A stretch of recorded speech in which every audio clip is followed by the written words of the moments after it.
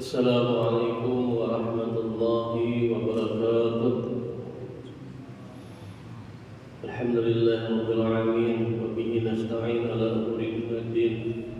Rabbi shrah li sadri wa yassir li amri wa hlul 'uqdatam min lisani yafqahu qawli. Alhamdulillah, subuh hari ini 21 Ramadan 1445 Hijriah, kita diberikan Allah nikmat kesehatan, keafiatan, panjang umur sehingga bisa melaksanakan sholat subuh di Masjid Az-Zikrah ini.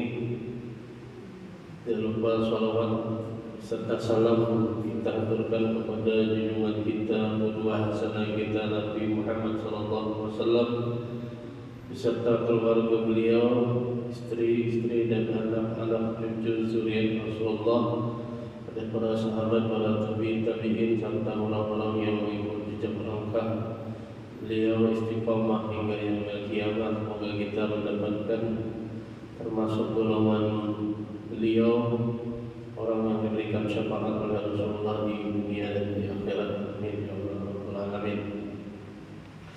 Baiklah, kita melanjutkan sirah dari buku ringkasan Nurul Yaqin, sejarah Nabi Muhammad SAW. Sebagaimana kita kemarin membahas tentang perang Uhud, yang mana di dalam perang Uhud ini awalnya Rasulullah beserta para kaum muslimin dengan pasukan 1000 ditinggalkan para kaum munafik yang dipimpin Abdullah bin Salul. Itu 300 orang meninggalkan sehingga tersisa 700 melawan 3000 orang. Perang pada pagi hari subuh dimenangkan Rasulullah, namun karena pasukan berpanah, tidak disiplin, dan kaum muslimin tergoda dengan harta ghanimah, harta rampasan, dan para orang-orang yang pecah-kacir itu, akhirnya ketidakdisiplinan itu menyebabkan hampir kalah dan hampir terbunuh Rasulullah. Namun ada keberanian dan kesabaran di hati, di dalam diri Nabi Muhammad SAW ketika beliau ditimpa bahaya. Dan orang-orang munafik itu pun mereka disebutkan di dalam Al-Quran bahwasanya law kanu indana ma matu wa ma qutilu. Jadi orang-orang Yahudi dan orang-orang munafik itu yang meninggalkan Rasulullah, yang pada mau bersama-sama, padahal bahwasanya kaum Yahudi di Madinah itu bersepakat akan sama-sama membela apabila ada yang diperangi. Nah, itu di dalam Al-Quran disebutkan, umpama mereka itu mau bersama-sama kita, niscaya mereka itu tidak akan mati dan terbunuh. Nah, ini adalah apa namanya, statement atau apa pernyataan orang-orang munafik tadi. Ya, hanya bubuhannya saja 4 kita aja, 4 kebulikan saja yang dipimpin oleh Abdullah bin Ubay tadi bersama para kaum Yahudi itu, niscaya mereka tidak akan terbunuh. Nah, pada saat Rasulullah terkurung, saat itu Rasulullah ditimpa kesusahan, beliau bersama Abu Bakar, Umar,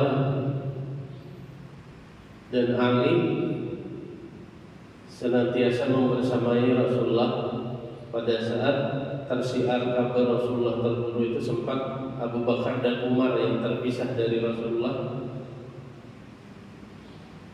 sempat mengatakan dan sudah menjadi belum mulai lemah. Nah, ini seperti yang kita ceritakan kemarin. Namun di antara golongan mereka, jadi di antara mereka, jika Muhammad telah terbunuh maka berperanglah untuk kepentingan agamamu, kata golongan tersebut. Jadi jangan berperang atas Nabi Muhammad saja, tapi berperanglah untuk kepentingan agamamu. Jadi akhirnya muncul lagi semangat. Suatu ketika datanglah seorang bernama Ubay bin Khalaf. Ini dalam sanaknya Umayyah bin Khalaf. Ini dalam sanaknya ini terbunuh di perang Badar. Jadi Ubay ini sempat melihat Nabi dan pokoknya bersumpah tidak akan kembali ke Mekah sebelum membunuh Rasulullah. Nah, dengan cepat Rasulullah pada saat melihat Ubay bin Khalaf ini hendak membunuh beliau mencabut tombak dari salah seorang sahabatnya, lalu ditusukkannya lah kepada Ubay bin Khalaf ini sehingga kematian datang di diri Ubay bin Khalaf. Nah, di dalam buku sirah ini hanya sekali itulah Rasulullah dalam seumur hidupnya beliau membunuh orang. Dalam perang itu juga ada orang yang menggali lubang. Jadi model diolah jebakan yang kayak rancang di film-film oleh Abu Amir Ar-Rahib yang diberi tutup. Jadi kayak terjebak terpukul ke situ Nabi bersama beberapa sahabat, diberi tutup agar orang Islam terperosok ke dalamnya.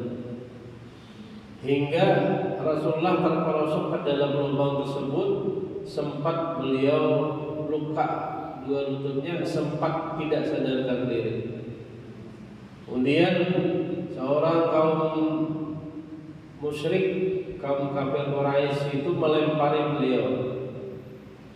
Ya, ada beberapa yang melempari batu kepada Rasulullah pada saat masuk ke lubang itu, yang ada Ubah bin Abi Waqqas dan Ibnu Ummah, sehingga dengan batu itu berdarahlah muka Rasulullah, luka pipinya, dan pecahlah gigi seri dan dua gigi mukanya, serta luka juga pada kedua pelipisnya.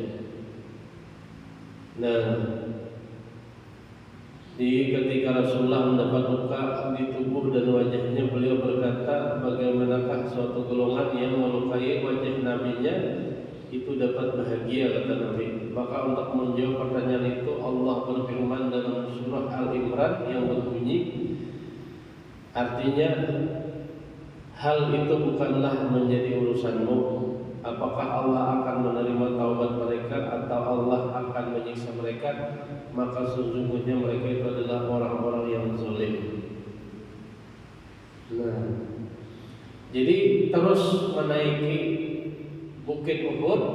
Nah, sesampai di Bukit Uhud itu kan kemarin kita ceritakan ada teriakan-teriakan bahwasanya sepengetahuan orang kafir Quraisy itu kebanyakan menganggap Rasulullah ini sudah terbunuh, sehingga mereka pun akhirnya habis-habisan menyerang, dan Rasulullah pun meminta para sahabat jangan berteriak bahwasanya Nabi Rasulullah masih hidup. Nah, sehingga Rasulullah bisa menyelamatkan diri ke puncak gunung. Sampai di puncak gunung itu datanglah putrinya Fatimah lalu mencuci darah yang berada di tubuh ayahnya itu, sedangkan Ali yang menuangkan airnya atau suaminya Fatimah Zahra. Setelah itu Fatimah mengambil sepotong tikar lalu dibakarnya dan kemudian debunya ditambahkan pada luka ayahnya tadi hingga tertahanlah aliran darah tersebut. Nah, ini kejadian di perang Uhud yang sangat mengiris Nabi hati Nabi adalah terbunuhnya Hamzah dan dikunyah-kunyah jantung Hamzah ini oleh siapa? Oleh Hindun, bininya Abu Sufyan. Dan Hamzah ini dibunuh oleh seorang budak bernama Wahsy, budak Afrika yang ingin dimerdekakan. Dalam perang Uhud ini 70 orang Muslim terbunuh dan kaum musyrik yang terbunuh 23 orang. Kemudian beberapa kejadian di tahun ketiga Hijriah bersamaan dengan perang Uhud ini. Yang pertama adalah Utsman adalah minatu Rasulullah. Jadi yang dikawini Utsman yang pertama adalah Ruqayyah. Jadi Utsman ini sahabat Rasulullah juga minatu Rasulullah. Kalau Abu Bakar bintuha Rasulullah, sahabat Rasulullah. Umar sahabat Rasulullah, bintuha Rasulullah. Umar anak Sidin Hafsyah, nah itu bini Nabi. Nah, kalau Abu Bakar anak Sidin adalah Aisyah. Nah, kemudian Utsman bin Affan ini tidak ikut perang Uhud. Kenapa? Karena Ruqayyah itu binti Rasulullah saat itu sakit. Jadi sakit, tidak ikut di dalam perang itu, sedang merawat istrinya yang sakit. Nah, pada saat pulang dari perang Uhud, Ruqayyah binti Rasulullah ini wafat. Dalam tahun itu juga Utsman kembali dinikahkan oleh Rasulullah dengan anak Rasulullah, yaitu Ummu Kulsum. Nah, makanya Utsman ini digelari dengan Zurun Ain, orang yang mempunyai dua cahaya. Namun kita ini berarti turun tajam aja ada juga sebagian. Nah, kalau di zaman Nabi Musa masih ada ibaratnya pedang sana itu dikawini ada duanya. Nah, kalau ini kan setelah wafat. Nah, dalam tahun ini pula Rasulullah menikah bersama dengan Habsyah tadi. Jadi di tahun ketiga Hijriahnya Rasulullah kawin dengan Habsyah yang suaminya meninggal karena di perang Badar. Nah, Habsyah binti Umar bin Khattab. Dan terlahirlah juga anak Ali, yaitu Hasan. Nah, Hasan bin Ali. Tahun ini pula juga diharamkannya khamar. Nah, jadi ceritanya dulu sebelum itu tuh orang sembahyang yang boleh minum arak. Nah, dan pelarangan khamar ini bagi imitan awalnya. Jadi ada 3 ayat Al-Quran. Pertama-tama ayat yang diturunkan ia adalah yas'alunaka 'anil khamar wal maisir. Jadi mereka itu akan bertanya kepadamu wahai Muhammad tentang arak dan judi. Qul fihima ismun kabir wa manafi'u linnas wa ismuhuma akbar. Nah, katakanlah wahai Muhammad, pada kedua-duanya itu ada dosa besar, ada manfaat bagi manusia, tetapi dosanya, mudaratnya, bahayanya itu lebih besar daripada faedahnya. Nah, itu adalah larangan pertama dulu yang disampaikan pada para kaum muslimin yang saat itu masih teler. Dan saat itu Kenapa turun perintah meninggalkan khamar ini? Karena Yahudi itu bisnisnya khamar. Jadi Yahudi Bani Nazir, Bani Qainuqa itu di Madinah itu lagi rame-ramenya penjualan khamar kepada kaum muslimin.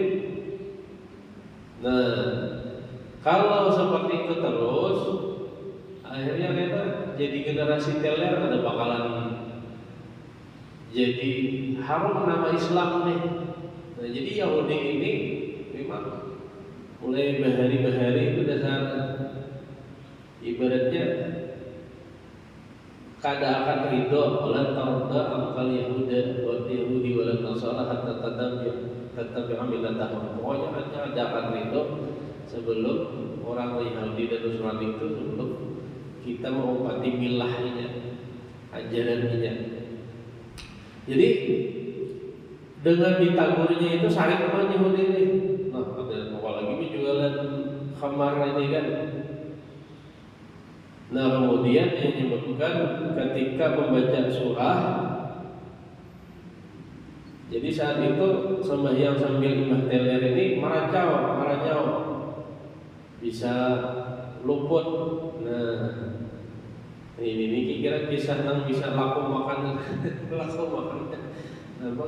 Tak boleh kan? Wala antum abidu, wala ana abidu, wala antum laku makan lagi. Nah, itu dia katakan tak minum khamar ini kalau sudah.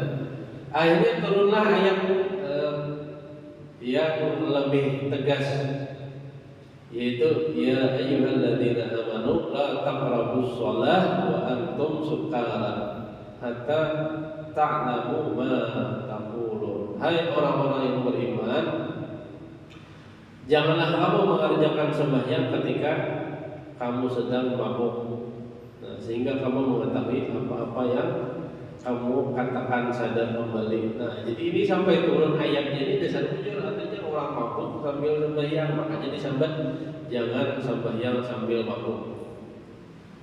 Nah, dan turunlah ayat yang terakhir larangan terhadap khamar ini. Nah, ini kada langsung, jadi bertahap menagurinya. Yang terakhir adalah ya ayyuhalladzina amanu innamal khamru wal maisiru wal ansabu wal azlamu rijsum min 'amalis syaitan fajtanibuhu la'allakum tuflihun.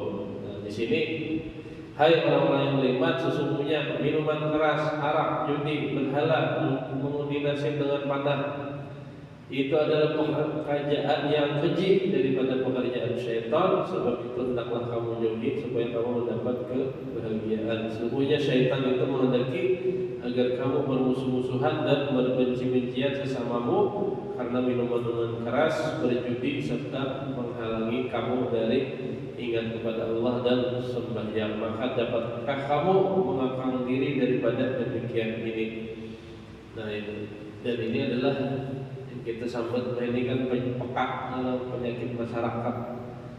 Jadi yang dilarang inilah yang banyak disukai orang-orang dan ibarat kita hendak berbisnis, contoh kayak judi itu kan, wah ini judi bola,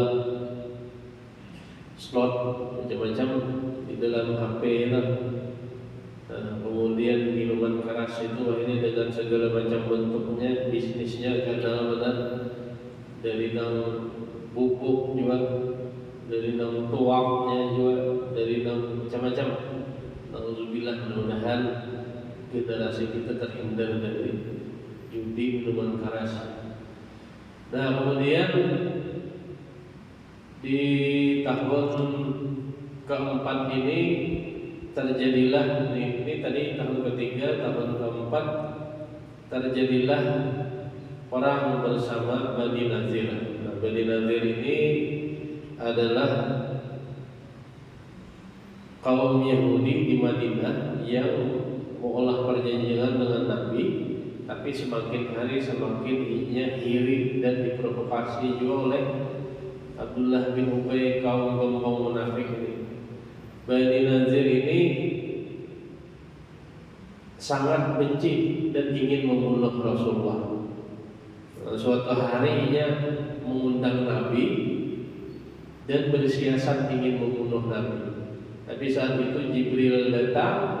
Saat itu juga dengan secepat kilat, dengan secara tidak sadar Rasulullah langsung pada saat lagi penerapian yang pandir keluar Nabi, keluar. Tapi kayak kadada melihat dan ditunggu-tunggu Nabi ini kadada lagi datang.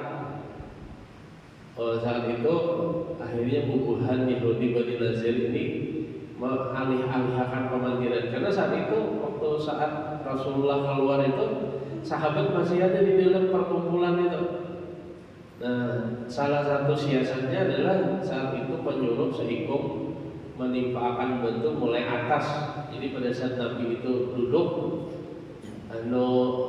disuruh salah seorang Bani Nazir itu untuk menimpakan batu dari atas atap.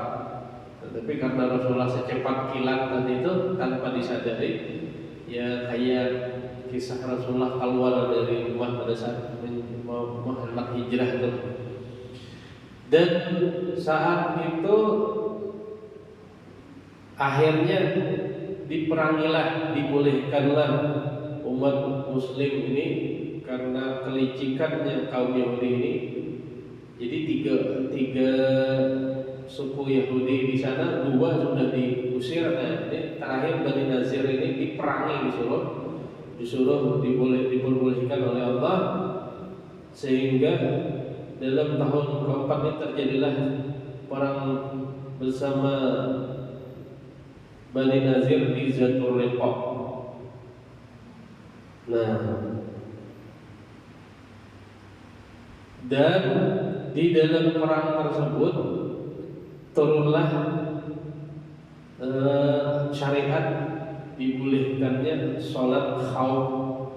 Nah, jadi di saat itu turun sholat khauf atau sholat yang bergantian, sholat dalam keadaan ketakutan, dan dibolehkannya bertayamum. Jadi ini turun syariat itu sebagaimana sholatnya itu bergantian, karena ada nang rukuk, nang lain menjaga. Nah, kemudian ada nang beberuk gitu. Nah, itu adalah perang melawan Bani Nazir. Rasulullah berangkat perang Zatul Riqaq itu sesudah perang Bani Nazir. Beliau ke sana dengan 700 bala tentaranya untuk memerangi beberapa kabilah dari negeri Najd yang sudah bersatu memerangi Rasulullah, itu dari Bani Sa'labah dan Bani Maharib. Jadi setelah setelah perang Bani Nazir, perang Zatul Riqaq ini akhirnya karena mendabar kedatangan Rasulullah dengan pasukan yang lengkap 700 bala tentara tadi, akhirnya dua kabilah ini ketakutan dan melarikan diri dan meninggalkan harta-hartanya dan perempuan. Kemudian di antara mereka itu ada yang kembali memerangi dan turunlah di sana sholat khauf, sholat yang dilakukan menghadapi musuh di medan peperangan. Dan terakhir saat itu kan pada saat perang Uhud, Abu Sufyan berpadah tahun kena kita perang ulang. Nah, sehingga inya kan hendak melumpat melanggar sumpah itu, akhirnya Abu Sufyan memutuskan menakut-nakuti Rasulullah dengan mengutus seorang bernama Nu'aim bin Mas'ud untuk menakut-nakuti orang Islam.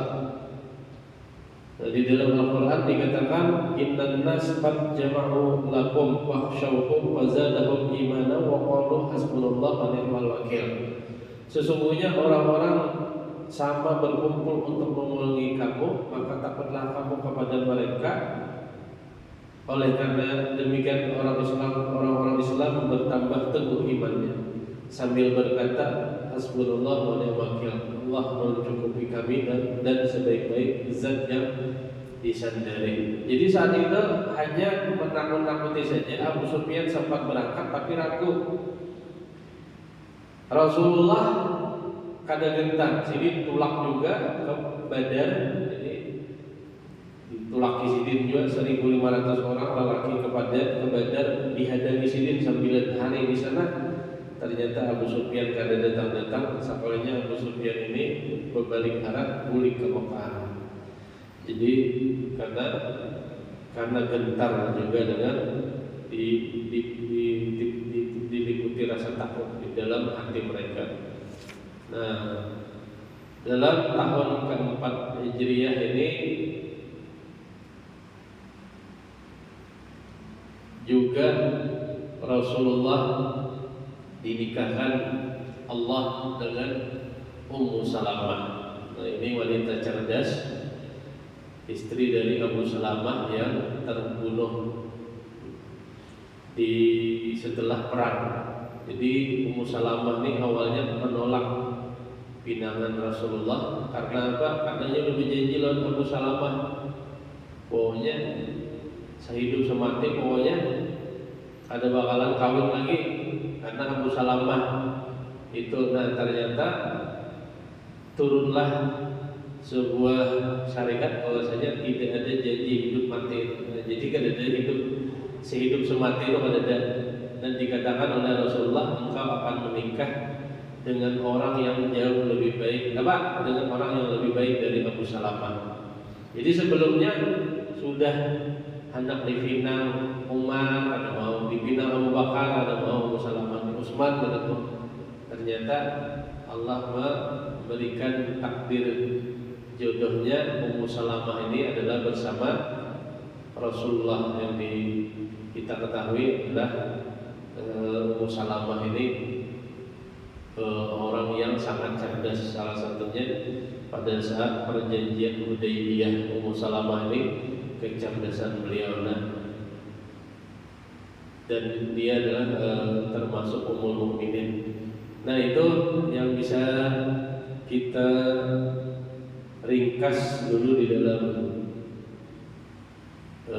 sirah Rasulullah di tahun keempat Hijriah, dan insyaallah habisnya di tahun kelima Hijriah. Dan besok itu ada kisah fitnah terhadap, kabar bohong terhadap istri Rasulullah yang sampai-sampai beliau sakit dan Rasulullah sempat tidak mendatangi Aisyah hampir berbulan-bulan, yang orang sebut namanya hadithul ifki, karena ini difitnah oleh, nah sekali lagi gembong munafik tadi, Abdullah bin Ubay bin Salul. Nah, jadi Rasulullah itu banyak ujiannya, ujian di rumah tangga, ujian dalam artian ujian yang ada sebagai pelajaran buat kita. Rasulullah lagi halus yatim, lagi halus susah, lagi halus hidup bersama kaya, bersama paman, harus mencari nafkah. Jadi bila ada orang yang malu, akhirnya kalau melihat perjalanan hidup Rasulullah ini tanah ya lagi. Maksudnya tuh ada seapanya ujian yang kita hadapi dengan ujian yang diberikan kepada orang yang dicintai, yang paling dicintai Allah di muka bumi, itu Nabi Muhammad SAW. Itu mungkin yang bisa ulun sampaikan pada hari ini. Mudah-mudahan ada manfaatnya. Billahi taufiq wal hidayah. Wassalamualaikum warahmatullahi wabarakatuh. Inna Allaha wa malaikatahu yusalluna 'alan nabi ya ayyuhalladzina amanu sallu 'alaihi wa sallimu taslima. Allahumma salli 'ala Muhammad. Allahumma salli 'alaihi wa sallim. Allahumma salli 'ala Muhammad Rasulullah ya Rabbi salli 'alaihi wa sallim habibullah.